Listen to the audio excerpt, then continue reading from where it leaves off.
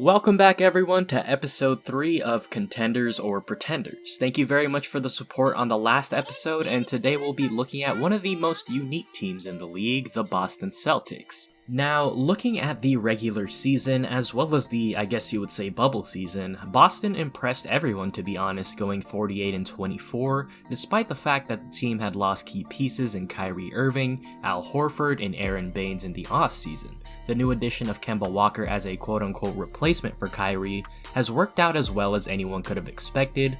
Gordon Hayward has seen a sort of resurgence after 2 down seasons following his brutal injury, but the real surprises this season was the play of both Jayson Tatum and Jaylen Brown, who have established themselves as rising stars, and 2 guys with some of the brightest futures ahead of them. Now, let's get into the strengths of the Boston Celtics, beginning with what you could say is their greatest strength, their defense. And to preface this, during the offseason, many thought that the Celtics defense would see a complete drop-off after the departure of both Al Horford and Aron Baynes during the offseason, like I mentioned earlier, 2 guys who were key defensive cogs for the starters and off the bench.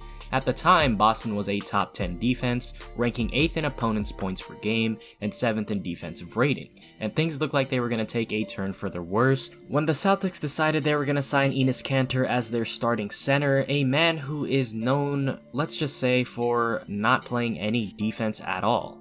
However, looking at the Celtics now, they've gotten even better on the defensive end, ranking 2nd in opponents' points per game and 4th in defensive rating. How did they do this? Well, Daniel Theis, while standing at just 6'8", has been an essential part in Boston's defense and has taken over the starting center position.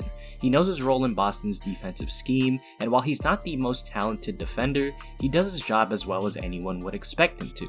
On pick and rolls, the Celtics use him in a drop coverage where he isn't fully hedging, but instead places himself between both the ball handler and roll man and delays the ball handler until his teammate recovers. He's also a very solid rim protector as well, averaging 1.3 blocks per game while holding opponents to just 55.4% shooting from less than 6 feet, which is 6% below the league average. Aside from Theis' presence on the inside, Boston has also improved on what was already their very good perimeter defense from last season. Marcus Smart has maintained his elite perimeter defense as he always has, giving 100% effort. Gordon Hayward has remained solid, but what we've seen is some exceptional growth from both Tatum and Brown on this end of the court. Brown has seen himself become a very good to borderline elite on-ball defender, capable of guarding the 1 through 4 position because of his combination of athleticism and strength. In order to become an absolutely elite defender, he'll have to work on his off-ball and help defense, where we've seen at times this season he's fallen asleep and gotten beat backdoor, or is a step slow in rotating from the weak side, resulting in an easy basket at the rim. But moving on from Brown, Jayson Tatum has seen himself absolutely grow and finally realize his two-way potential, and he's actually developed into Boston's possibly best off-ball defender. Tatum plays exceptional help defense that may not be noticed in the stat sheet, such as blocking off driving lanes and overall being in the right position. He's an absolute demon in the passing lanes, baiting defenders into poor passes by seeming out of position, but then he uses his 6'11" wingspan to easily pick off the pass, leading to easy points on the fast break. His on-ball defense has also improved as he's reaching a lot less, using his lateral quickness and length way more to stay in front of defenders. He's also developing into an above-average rim protector at the forward position, averaging nearly 1 block per game. And when looking at Boston's roster, while they may be undersized, they are extremely versatile and switchable, which limits the effectiveness of the pick and roll against them. All of them are between 6 foot and 6'10", with no guy being exceptionally, bad at defense, aside from Enes Kanter. And on top of this great defense, Boston also has a variety of different scoring options on their team, with 3 guys averaging at least 20 points per game and 5 guys averaging at least 10 points per game, leaving defenses with a handful to deal with every night, because anyone can honestly go off on their team, whether it be Tatum, Brown, Hayward, or even Marcus Smart and Kemba Walker. This has resulted in the Celtics finishing in the top 10 in terms of points per game and the 4th best offensive rating in the league. What makes this team so special is that they can score from both the inside and the outside, as in the bubble they were 8th in terms of threes per game, 13th in terms of points in the paint, and shoot very well from the free throw line at 80.2% on nearly 26 attempts per game. The team doesn't have to do much in terms of offensive sets given the amount of talent they have on their team. they opt to run a motion offense of pass and cuts, handoffs, as well as off-ball screens to free up shooters. With this, the ball is always moving, meaning the defense is always trying to recover and mismatches are created. And once said mismatches occur, the Celtics exploit it. If this doesn't work, they usually go into a high pick and roll with one of their prime scorers, and when Boston absolutely needs a bucket, they have the luxury to call on either Tatum, Kemba, Brown, or Hayward in an isolation situation. The scariest thing about this offense is that they haven't even reached their full potential, as Brown and Tatum are bound to greatly improve as offensive players in the next few years. However, even with a great perimeter defense and a variety of scoring options, there are still some holes in the Boston Celtics team, with their biggest holes being their post defense and rebounding. And man, is this going to be a problem, especially in the Eastern Conference. And look, while Daniel Theis is good at what he does, the fact of the matter is that he's just 6'8", and he's not an elite rim protector. Enes Kanter is literally non-existent on the defensive end as well.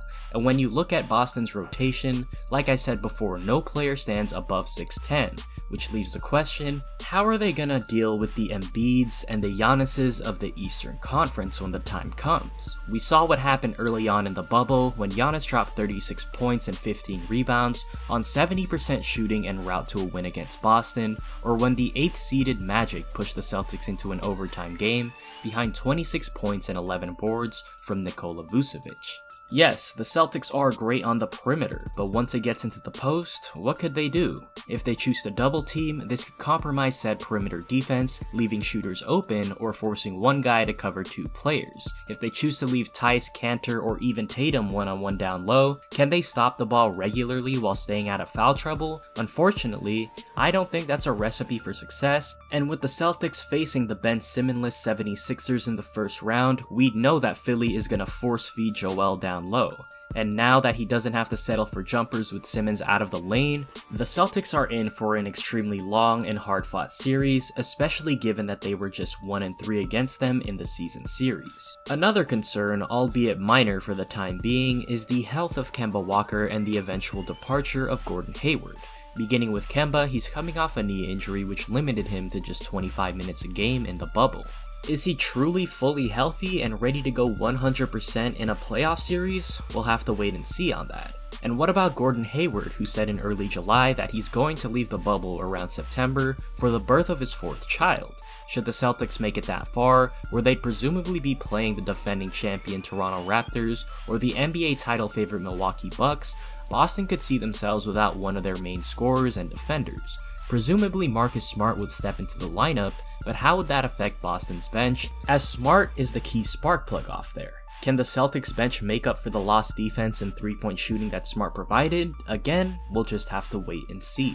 And with that said, the big question. Are the Boston Celtics contenders or pretenders? Well, Celtics fans, unfortunately, I see the Boston Celtics as pretenders. While they may have a great offense around them and great perimeter defense, I think that in a 7-game playoff series, their lack of interior defense and rebounding is really going to affect them. Sure, threes are the great equalizer, but if you're consistently giving up buckets at the rim with little to no resistance, is that really something that's going to win you an NBA championship? No, it's not. And looking at Boston's path to the finals, it's extremely unlikely that they even make it there, having to go through paint-dominant 76ers, presumably the defending champ Toronto Raptors like I said before, and the paint-dominant Milwaukee Bucks. And if they somehow make it to the finals, they could face either the paint-dominant Lakers, Clippers, Nuggets, or even maybe the Rockets, all teams who I think have a great shot at beating the Boston Celtics.